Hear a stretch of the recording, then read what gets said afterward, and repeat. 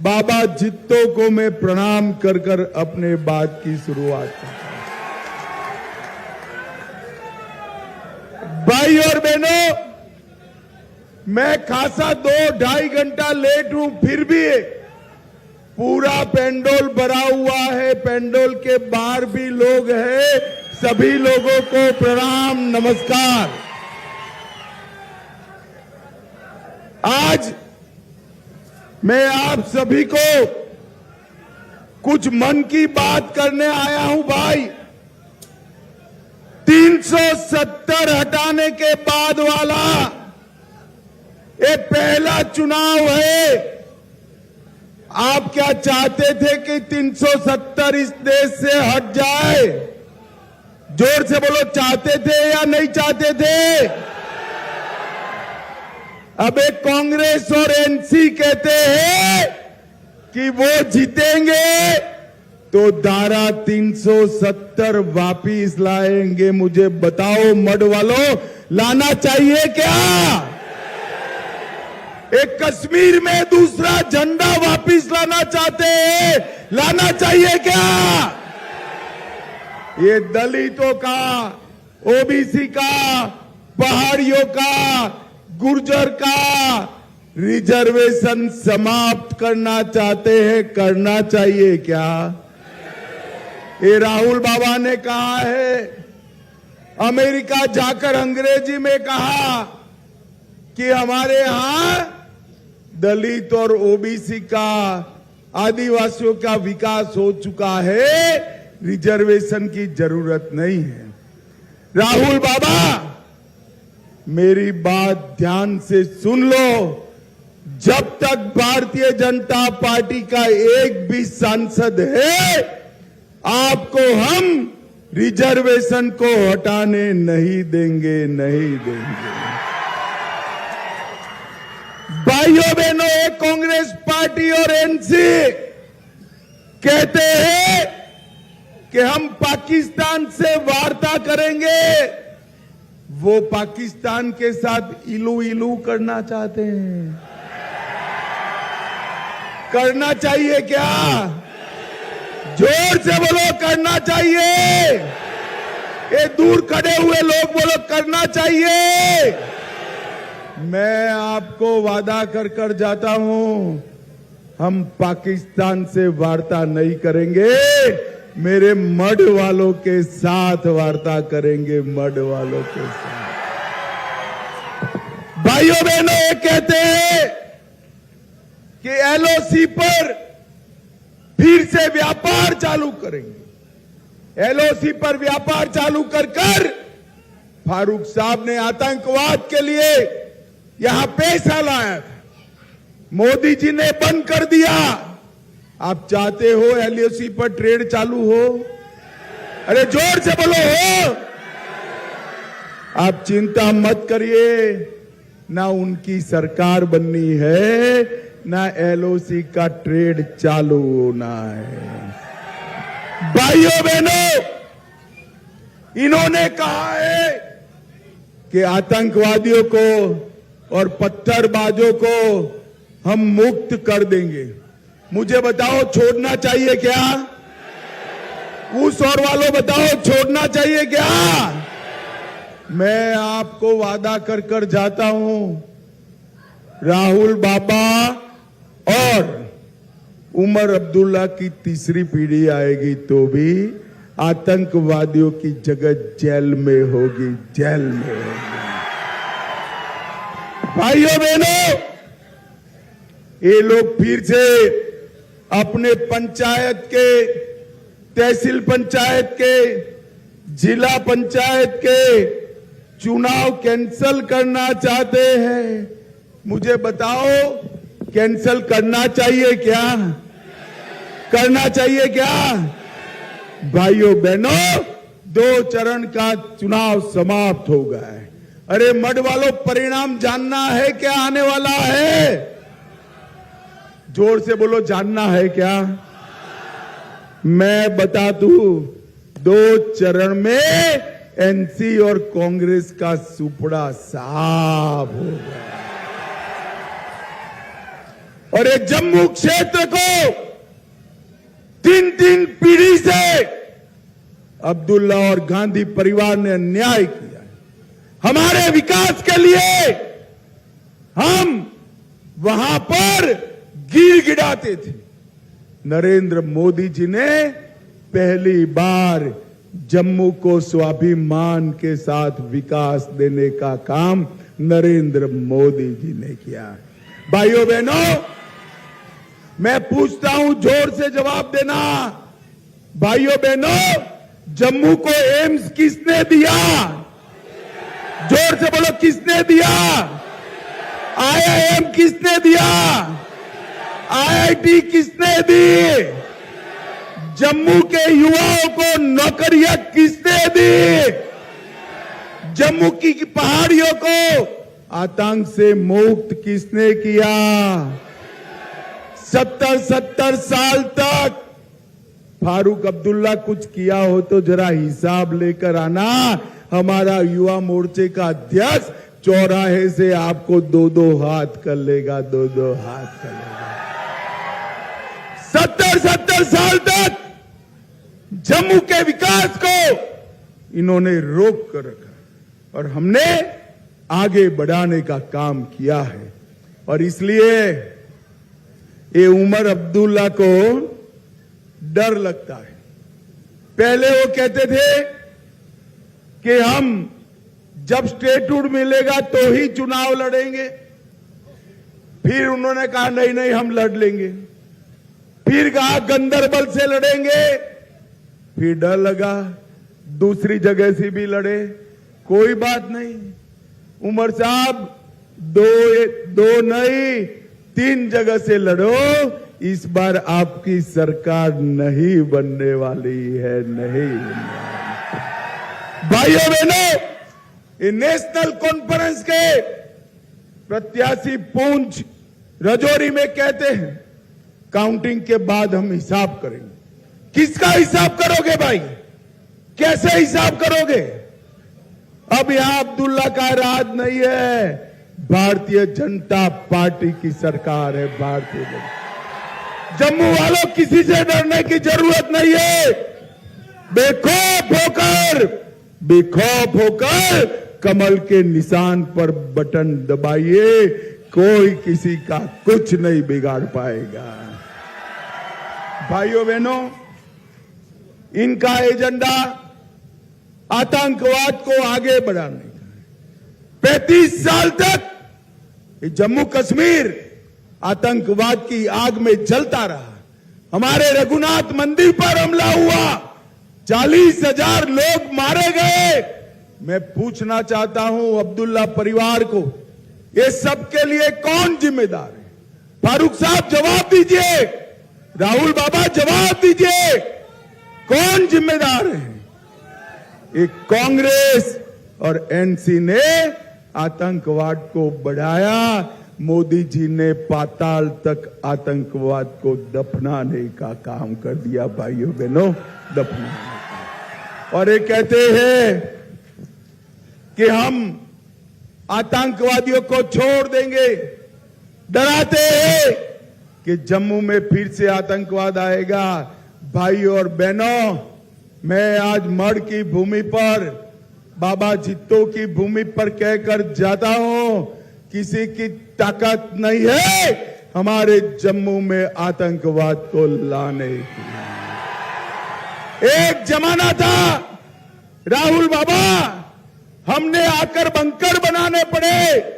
ये पाकिस्तान रोज हमारे आरएसपुरा और बॉर्डर सेक्टर में गोलीबारी करता था या नहीं करता था? भाई जोर से बोलो, करता था। अब आवाज सुनाई पड़ती है? अब नहीं सुनाई पड़ती, क्योंकि वहां से गोली आती है, यहां से गोले से जवाब जाता है। 35 साल तक ये आतंकवादी यहां आकर हमारी भूमि को लहूलुहान करते रहे। इन्होंने कुछ नहीं किया। मोदी जी आए, मोदी जी ने उरी और पुलवामा में हमला किया, पाकिस्तान ने हमला किया।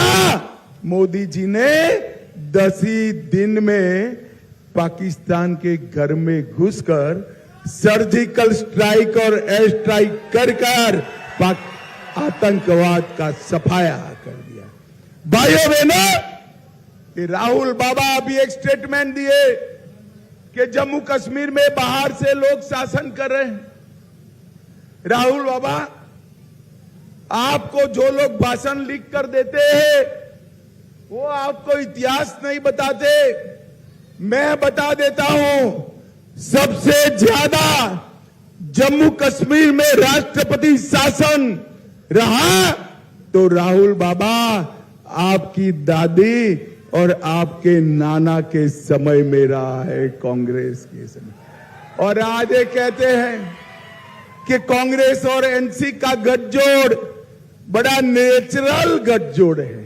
अरे राहुल बाबा, आपको याद नहीं, आपकी दादी इंदिरा गांधी ने उमर अब्दुल्ला के दादा शेख अब्दुल्ला को देशद्रोह के केस में जेल की सलाखों के पीछे डालना पड़ा था, जेल की सलाखों के पीछे डालना। और आज आप उन्हीं के पौत्र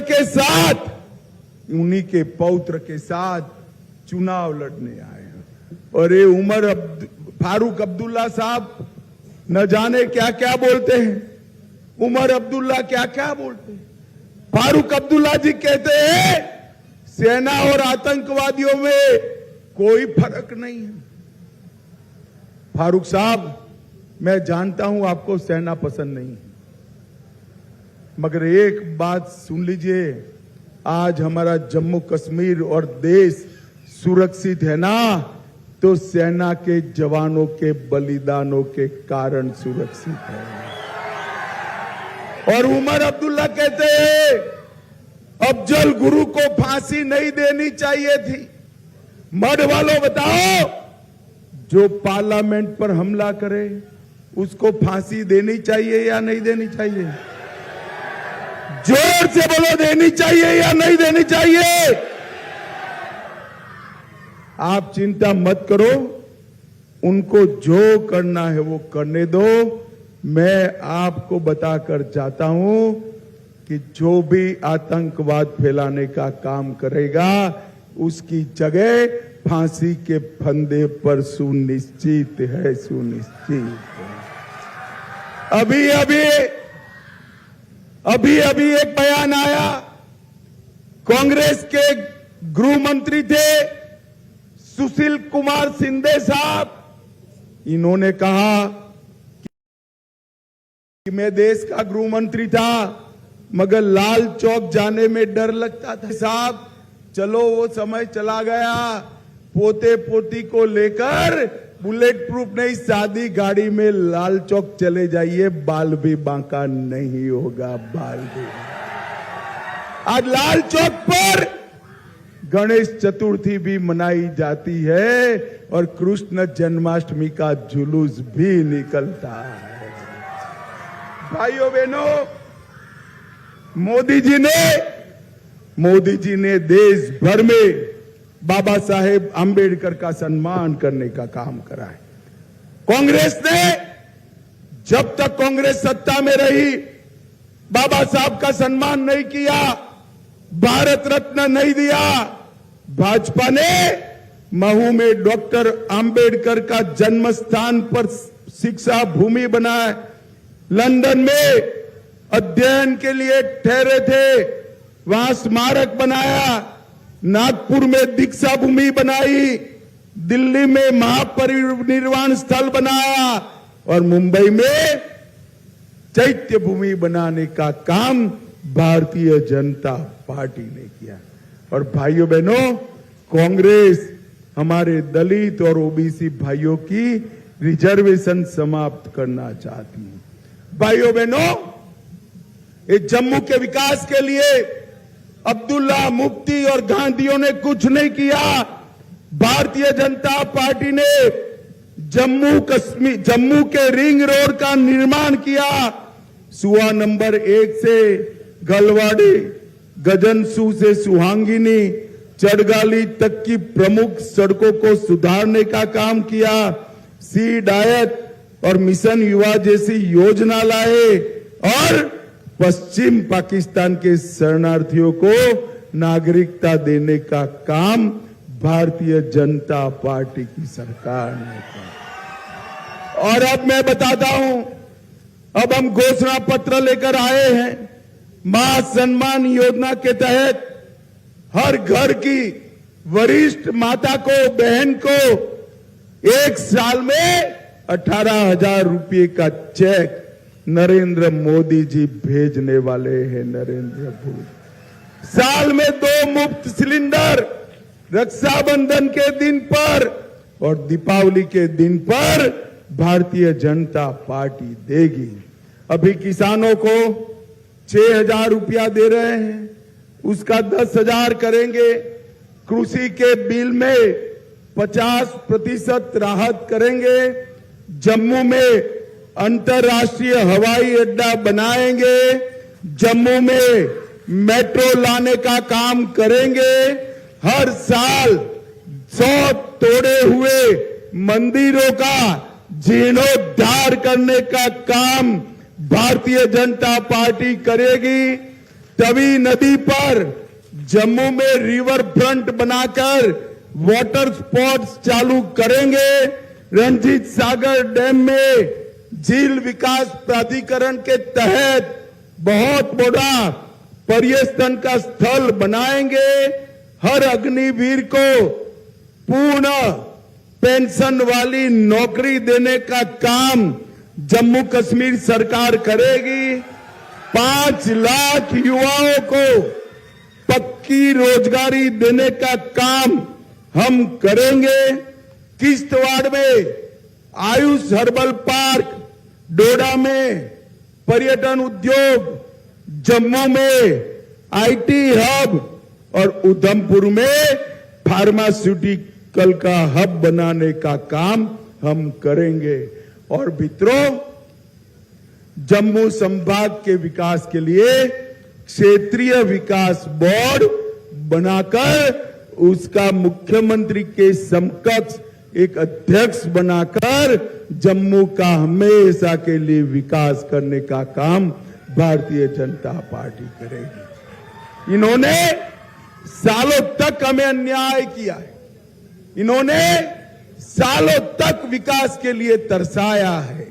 अब हम ये सुनिश्चित करेंगे कि जम्मू का विकास इतनी ही प्रायोरिटी से होगा जितनी प्रायोरिटी से घाटी का विकास होगा। भाइयों बहनों, मैं आज की मेरी अंतिम सभा है। आप लोगों को पूछने आया हूं, ये जम्मू संभाग में एनसी और कांग्रेस का खाता खोलने दोगे क्या? अरे जोर से बोलो, उस और भी बोलो, खोलने दोगे क्या? सुरिंदर भगत को जिताओगे? कमल का फूल खिलाओगे? मोदी जी के हाथ मजबूत करोगे? जम्मू का विकास सुनिश्चित करोगे? जम्मू कश्मीर से आतंकवाद को हमेशा के लिए समाप्त करोगे? तो मेरे साथ दोनों हाथ उठाइए, उठाइए दोनों हाथ, विजय के संकल्प की मुट्ठी भींचे और प्रचंड आवाज से बोलिए, भारत माता की वंदे वंदे, जय श्री राम, जय जय श्री राम। आप सभी का बहुत बहुत धन्यवाद।